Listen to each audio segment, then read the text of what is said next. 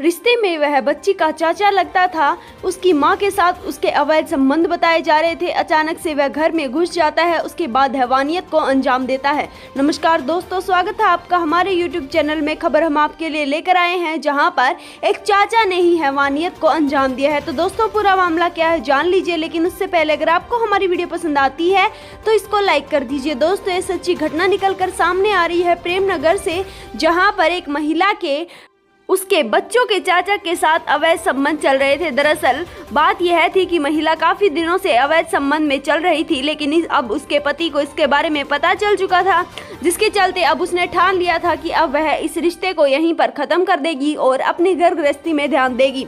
लेकिन दोस्तों, यह सब कुछ होना चाचा को गवारा नहीं हुआ। उसने इतना बड़ा खौफनाक कदम उठाया। तो चलिए दोस्तों, हम आपको बता देते हैं कि शराब पीकर यहाँ पर चाचा घर पर घुस जाता है।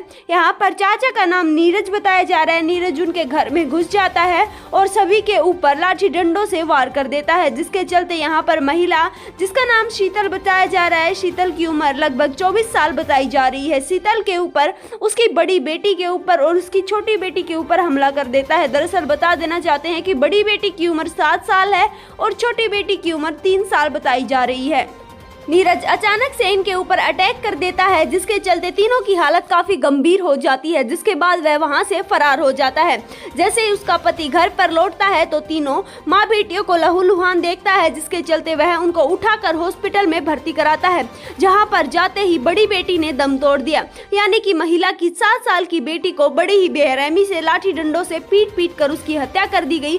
फिलहाल छोटी बेटी की हालत चिंताजनक बताई जा रही है। महिला की हालत भी काफी गंभीर बताई जा रही है। डॉक्टर्स का कहना है कि छोटी बच्ची की हालत काफी गंभीर है, कोई सुधार नहीं हो रहा है, जिसके चलते कुछ कहा नहीं जा सकता। दोस्तों, इस हैवानियत को अंजाम देने के बाद पुलिस स्टेशन में जब यह बात जाती है तो पुलिस यहाँ पर चाचा को गिरफ्तार करती है। जब चाचा को गिरफ्तार किया जाता है तो उससे पूछताछ की जाती है, तो उसका कहना था कि उसके महिला के साथ अवैध संबंध चल रहे थे, जिसके चलते उसने इतना बड़ा खौफनाक कदम उठाया। लेकिन दोस्तों, अगर महिला की माने तो उसका कहना था कि चाचा लगातार उसको छेड़छाड़ कर रहा था।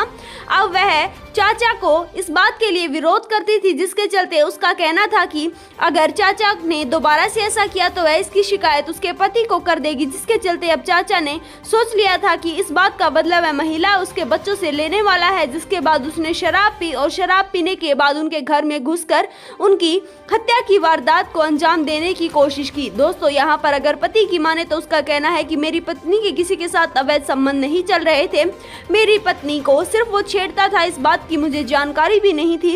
हालांकि पुलिस का कहना है कि वह इस मामले में गहनता से जांच कर रही है। 7 साल की मासूम बच्ची की बड़ी ही बेरहमी से हत्या कर दी जाती है। इस मामले में पुलिस चुप नहीं बैठने वाली है।